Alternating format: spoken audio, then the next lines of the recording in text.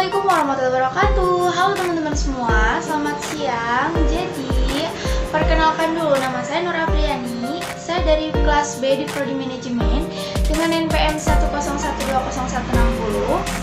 Jadi teman-teman semua, video ini saya buat untuk melengkapi salah satu tugas kuliah saya di Pendidikan Agama Islam.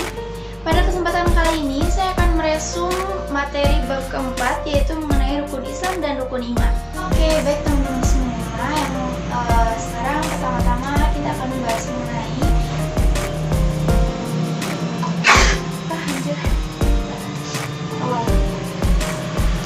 Oke, baik teman-teman semua. Yang pertama kita akan membahas mengenai hubungan rukun iman dan rukun Islam. Jadi, iman berasal dari kata amanah yang artinya percaya atau menerima. Sedangkan lawan kata dari kata amanah adalah kata kafaro yang artinya menolak atau menutupi. Nah, orang-orang yang beriman disebut dengan orang-orang mukmin, sedangkan orang-orang yang tidak beriman disebut dengan orang-orang kafir. Al-Islam adalah sistem kehidupan yang harus dijalankan di dalam dunia nyata.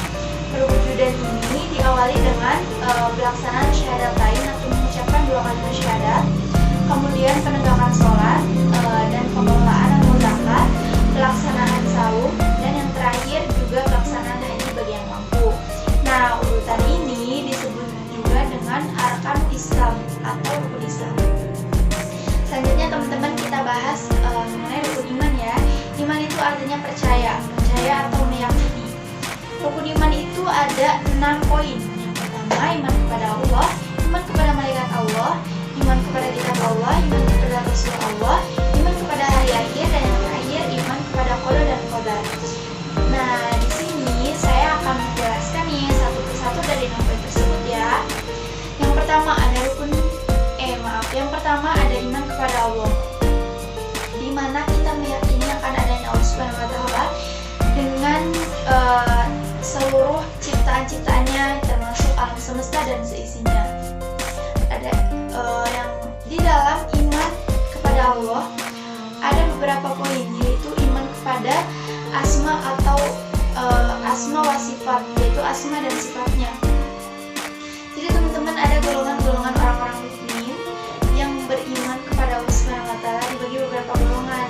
Yang pertama ada mukhlis, yaitu mukmin yang senantiasa memiliki sifat hanya untuk Allah semata, atau dia adalah mukmin yang bertauhid. Bertauhid itu yaitu meyakini akan adanya Allah Subhanahu wa Ta'ala itu satu. Nah, selanjutnya ada orang-orang yang muhsin. Selain tadi ada golongan orang mukhlis, sekarang ada orang yang muhsin, di mana yaitu ini adalah mukmin yang bersifat merasa dilihat atau diketahui. Jadi beliau senantiasa berhati-hati dalam berbuat karena merasa diawasi oleh Allah Subhanahu wa Ta'ala. Kemudian ada orang yang shobir, yaitu golongan orang mukmin yang memiliki sifat tenang dalam melaksanakan perintah Allah Subhanahu wa Ta'ala dan menghadapi segala cobaan yang diberikan oleh Allah Subhanahu wa Ta'ala. Nah, yang selanjutnya ada orang yang mutawakil, yaitu ini adalah golongan orang mukmin yang berserah diri kepada Allah Subhanahu wa Ta'ala. Jadi dia senantiasa ingat ya teman-teman, berserah diri bukan berarti tidak berusaha.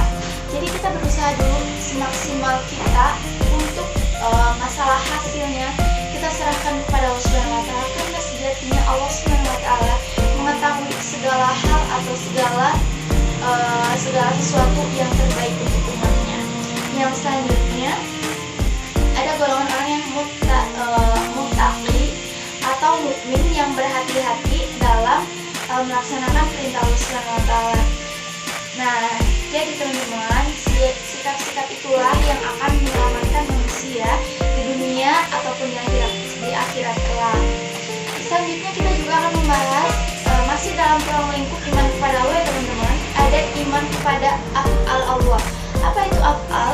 Af'al itu adalah perbuatan atau tindakan Allah Subhanahu wa Ta'ala. Seperti halnya contohnya kita sebagai umat manusia hanya bisa berdoa dan berusaha.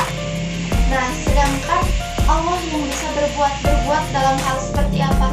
Allah mengabulkan semua doa-doa kita dan memberikan hasil yang maksimal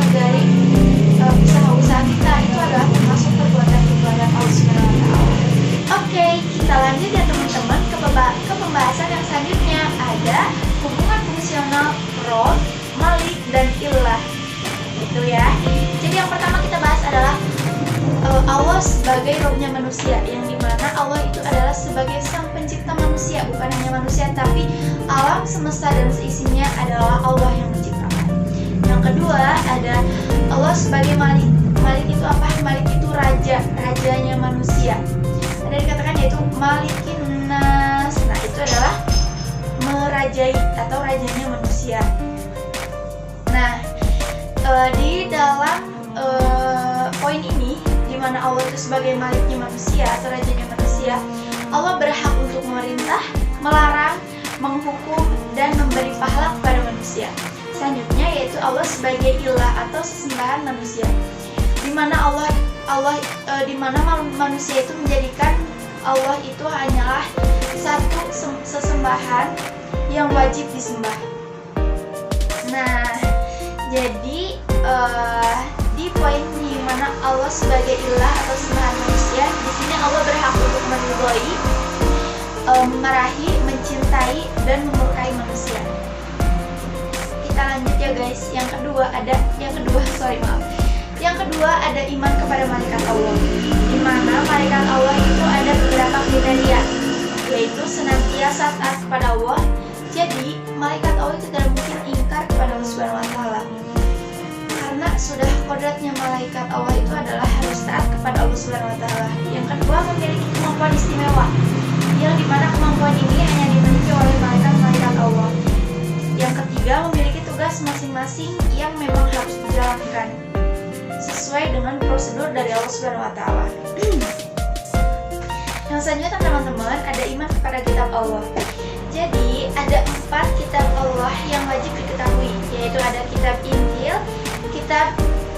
kitab Taurat, kitab Zabur, dan yang terakhir ada kitab Al-Quran, yaitu sebagai pelengkap dari ketiga kitab yang pertama tadi kita telah sebutkan. Nah teman-teman, ada juga beberapa julukan untuk Alkitab atau kitab-kitab Allah, yaitu ada Al-Huda sebagai petunjuk atau pedoman, Al-Bayan sebagai penjelas atau pelajaran, Al-Furqan sebagai pembeda antara hak dan yang batil, dan ada Al-Dzikru sebagai peringatan, ada juga Asy-Syifa sebagai penyembuh.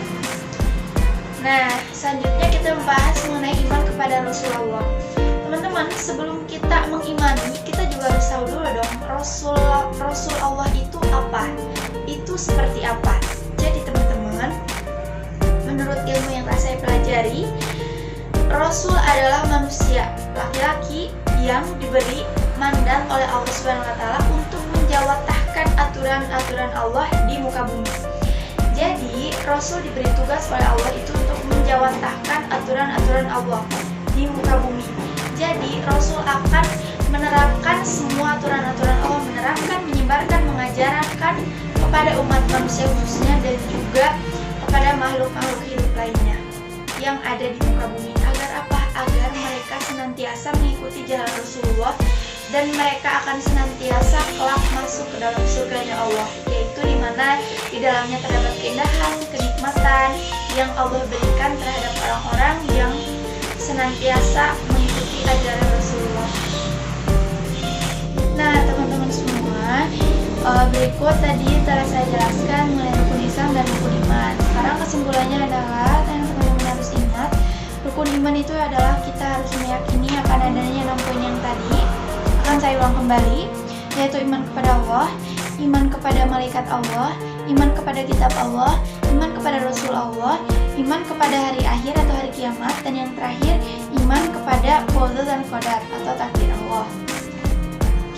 Kita harus meyakini akan adanya 6 poin tersebut ya teman-teman, dan jangan lupa kita juga harus menjadi golongan-golongan orang-orang yang tadi telah saya jelaskan di awal. Nah, kemudian ada juga rukun Islam yang terdiri dari 5 poin. Yang pertama yaitu mengucap syahadat atau 2 kalimat syahadat. Yang kedua, melaksanakan sholat, yaitu yang wajibnya 5 waktu dan ada juga yang sunah-sunahnya lebih baik dikerjakan. Yang ketiga yaitu ada melaksanakan atau membayar zakat, yang dimana kita menyisihkan sebagian rezeki kita. Karena ingat ya teman-teman, setiap rezeki yang Allah beri kepada kita sebagai manusia itu tidak sepenuhnya hak milik kita. Di dalamnya terdapat hak-hak milik orang lain yang wajib juga kita berikan. Yang keempat, Yang keempat ada berpuasa atau saum. Nah, sebentar lagi nih kita akan menyambut bulan suci Ramadan, di mana di bulan ini bulan yang sangat penuh banyak sekali keberkahan, kenikmatan, dan umat manusia, khususnya umat muslim, diwajibkan untuk melaksanakan puasa selama 30 hari atau kurun waktu 1 bulan. Nah, yang terakhir ada melaksanakan haji. Nih, untuk poin rukun Islam yang terakhir yang melaksanakan haji ini diwajibkan untuk yang mampu ya teman-teman. Jadi kalau tidak mampu, jadi Allah tidak memaksa, tetapi untuk yang mampu melaksanakan haji harap dilaksanakan agar menjadi penyempurna keislaman di dalam hidup kita. Baik teman-teman semua, tadi semua materi atau resume telah saya sampaikan. Semoga dapat bermanfaat dan mohon maaf sekali bila banyak tutur kata yang kurang berkenan atau mungkin dalam penyampaiannya saya kurang tepat. Terima kasih. Wabillahi taufiq wal hidayah. Wassalamualaikum warahmatullahi wabarakatuh.